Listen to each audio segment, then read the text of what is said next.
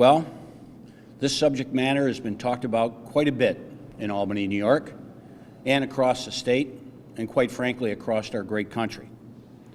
And that's really about reforming failed government. And today, we're again reminded of action that is not being taken in this Capitol in terms of dealing with reform. New York State, the taxpayers of New York State, pay a lot for their government. They sure as heck don't own it. Joe Prococo faces 50 years in prison, the top aide to Governor Cuomo. Syracuse Film Hub, $15 million to build, sold for $1, and another $1.7 million sent to Onondaga County to take it over. Crystal Run Healthcare, $400,000 in campaign donations to the governor, $25 million in grants from taxpayer money. Buffalo Billion corruption trials are just getting ready to begin. Startup New York, $53 million in ads for 1,100 jobs. And you don't have to take our word for it, ladies and gentlemen. Listen to State Comptroller Tom DiNapoli.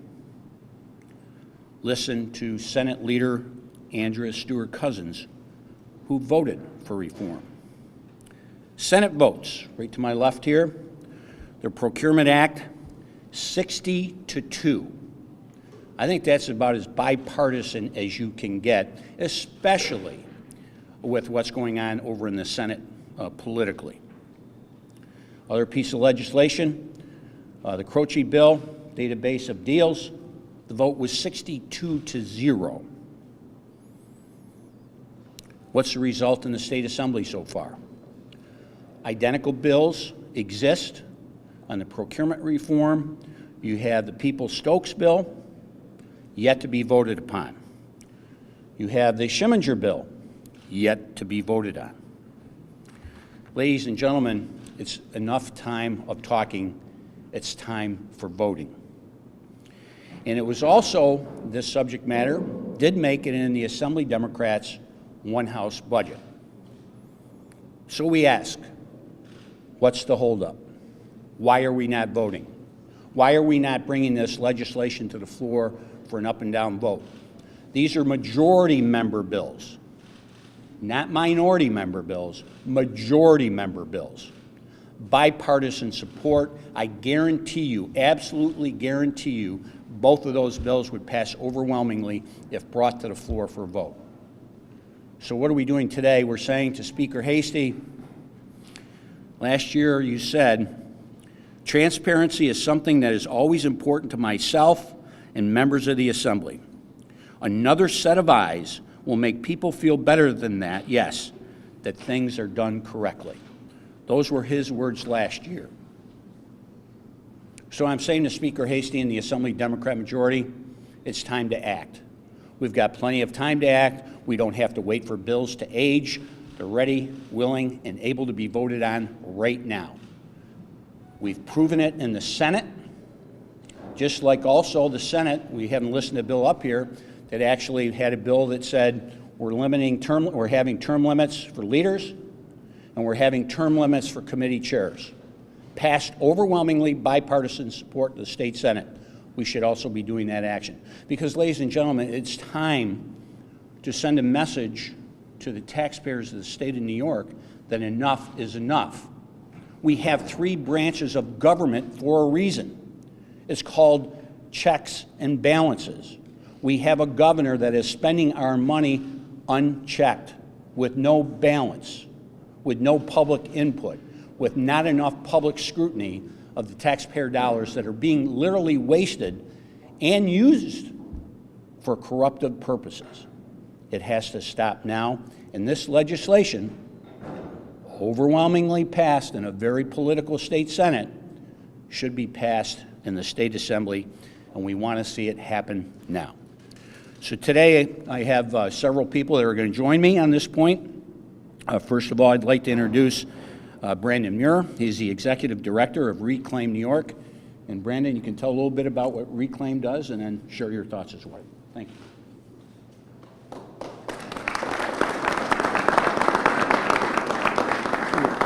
Well, first and foremost, thank you for the invitation to speak today. Normally, I would follow that up with the obligatory statement that I'm grateful to be here, that I'm excited to be a part of Democracy in Action. But the fact is, I am not grateful to be here today. The fact that any of us are here today is unfortunate. Now, I'm here because as the Executive Director of Reclaim New York Initiative, I am lobbying for a bill. I am advocating on behalf of the citizens of New York that we get some transparency, that we get some procurement oversight. The media here is today, of course, because they're doing their job to report on the issue at hand. But the fact is, New Yorkers have suffered gut punch after corruption-laden gut punch on this issue. We are in the 15th, 16th, 17th round of a knockdown, drag-out fight. And I spend half of my time railing on Albany, saying, Albany got it wrong. Albany screwed up again. But the fact is, Albany didn't get it wrong this time. As the minority leader pointed out, we had a 62 to 0, and a 60 to 0 vote on two very important issues. This was a bipartisan bill. Albany got this right. The irony, of course, is we're talking about a bill that has to do with transparency and accountability. So in the spirit of accountability, we need to put the responsibility where it lies. It is not on Albany this time. Albany has spoken. They want to see this bill on the floor. All we are asking for is an up or down vote that puts that bill on the floor. This bill is, in fact, trapped in the Government Operations Committee. There are people that we know and speak with every day all across the state of New York, more than 100,000 people on our Facebook, and in the last 2 weeks we have heard thousands of comments of frustrated New Yorkers because guess what? They pay their taxes on time. All they want to see is how that money's being spent. A database of deals, folks, this is below low-hanging fruit, which is why we are here, unfortunately today, to remind a couple people in Albany, not all the Democrats, not all the Republicans, but a couple people who in 2011 and 2012 decided that we could remove that transparency, that it would not be necessary anymore. Well, we can walk down that path and realize where we are today. As the minority leader mentioned, Elaine Caballeros, Joe Percoco, Fort Schuyler Management. It's unfortunate that most New Yorkers know those names offhand, but the fact is we have to deal with the problem and we have the ability to do it. So we are here today, Reclaim New York Initiative, with some of our regional directors, some of our local staff, and some of our interns experiencing the process of democracy in action. And we have a very simple ask. Assemblywoman Crystal Peoples-Stokes needs to move this bill forward in the Government Operations Committee. People in her district have informed us they care about it, and we will continue to advocate on it, not because it lines anyone's pocket, not because it's tax breaks or less government regulation, but because it's the right thing to do. And ultimately, transparency is the only thing, the only disinfectant that will curb this corruption. Thank you. Thanks, Brendan.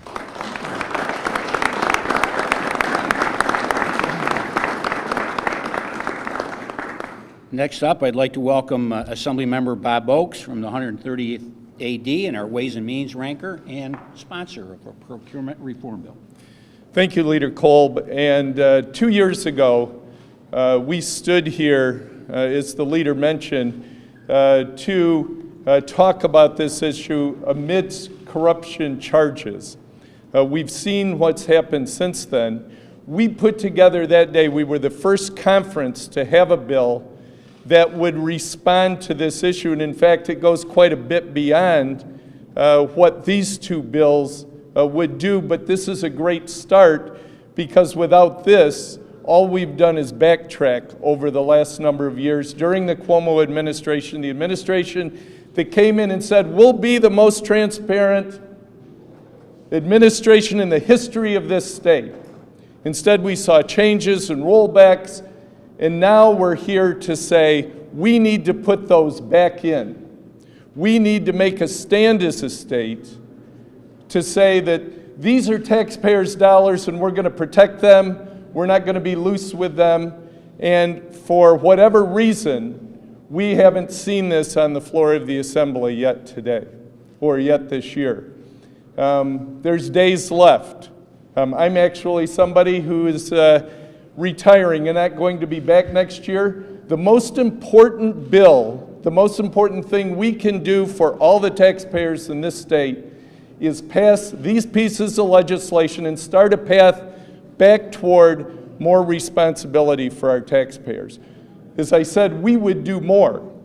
We would actually take and have a lump sum allocation committee, the comptroller, the AG, and the director of the division of the budget to oversee any conflicts of interest, to take away any campaign contributions to those who make decisions who get the money or those who get the money.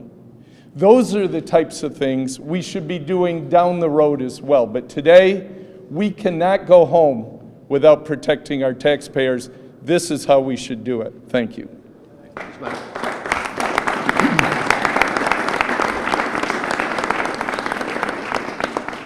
And next up, Assemblymember Ray Walter from the 146th Assembly District.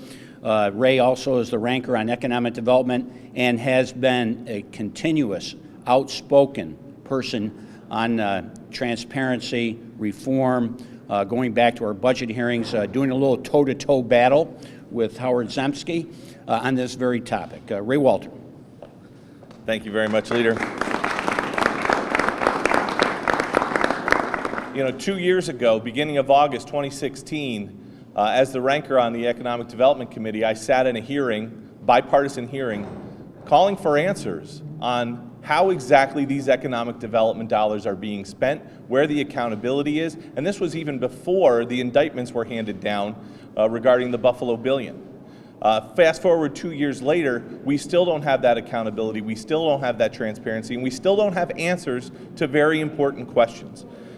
You know, people say all the time, well, the public just doesn't care about corruption, but that's not true. They do care. We're seeing it more and more. In every poll that we get back, that's what people want to see, reform of state government.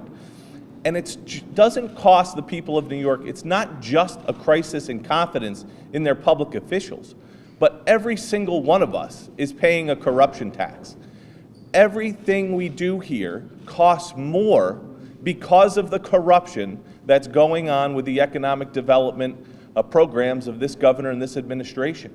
So it is having a real effect on the pockets of everyday New Yorkers. It's making it more expensive to do business in the state of New York.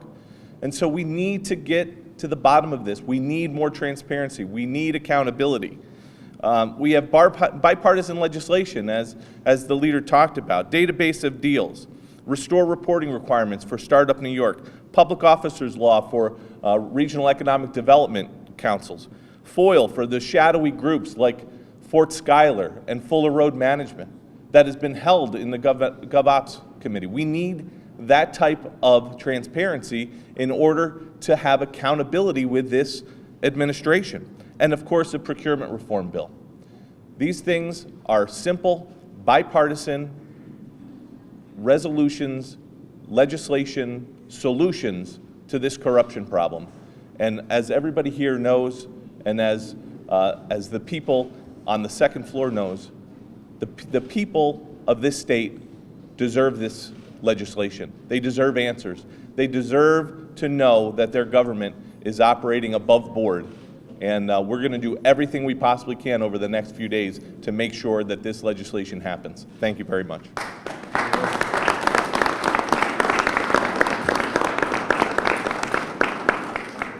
You know, there's this old saying, you're either part of the problem or part of the solution. And so what has to be demonstrated in this next few days is that is the Assembly Democrat majority part of the problem or part of the solution?